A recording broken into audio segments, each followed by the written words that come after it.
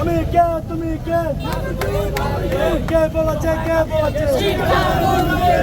বাবা কবি আমাদের চাওয়া এটাই যে উনি সঠিক সময়ে সঠিক সিদ্ধান্ত নিতে যেহেতু পারেন নাই, তাহলে ওনার শিক্ষামন্ত্রী হওয়ার দরকার নেই, উনি পদত্যাগ করো। আমরা মূলত এখানে সবাই একসাথে উপস্থিত হয়েছি, আমরা ছাত্র সমাজ ভাইরা শিক্ষামন্ত্রীর পদত্যাগের দাবিতে। কারণ আমাদের দেশের একজন শিক্ষামন্ত্রী পেয়েছি যিনি আজকে ক্ষমতার প্রায় 6 মাস হয়ে গেছে, কিন্তু উনি জানেন না যে ওনার প্রশ্ন প্যাটার্ন কিরকম এসেছে, প্রশ্ন ভুল হয়েছে না সঠিক।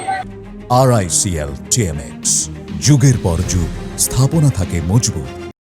আমরা আজকে এখানে এসেছি এরকম ভয়ানক বৃষ্টি বন্যায় কবলিত হওয়ার পরেও আমাদের শিক্ষার্থীদেরকে পরীক্ষা একদিন বিছানোর সুযোগ দেওয়া হয় নাই। তার উপর আমাদের গত ফিজিক্স পরীক্ষার প্রশ্ন 2টা কোয়েশ্চন ভুল ছিল, যেটার কারণে অনেক শিক্ষার্থী পরীক্ষার কেন্দ্রে অনেক ভোগান্তির শিকার হয়।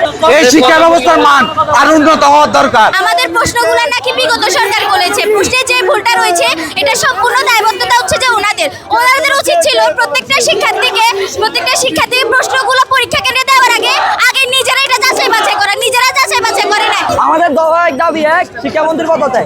আমাদের প্রথমে সর্বপ্রথম দাবি হচ্ছে শিক্ষাতে বৈষম্য করা চলবে না। আমরা সারা বছর 2 বছর পড়ালেখা করে এসেছি এক কারিকুলামে, এখন তিনি নতুন ব্যবস্থাপনা আনছে সকল বোর্ড। আমরা বোর্ড করতেছি, অনেকগুলো বোর্ড করার পরেও আমাদের প্রশ্নতে কোনো মিল পাচ্ছি না। নাকি বিগত সরকার করেছে, প্রশ্নে যে ভুলটা রয়েছে এটা সম্পূর্ণ দায়বদ্ধতা হচ্ছে যে ওনাদের উচিত ছিল প্রত্যেকটা শিক্ষার্থী প্রশ্নগুলো পরীক্ষা কেন্দ্রে দেওয়ার আগে নিজেরা এটা যাচাই বাছাই করে না। আমাদের দাবি এক, শিক্ষামন্ত্রীর পদত্যাগ। আমাদের প্রথমে সর্বপ্রথম দাবি হচ্ছে শিক্ষাতে বৈষম্য করা চলবে না।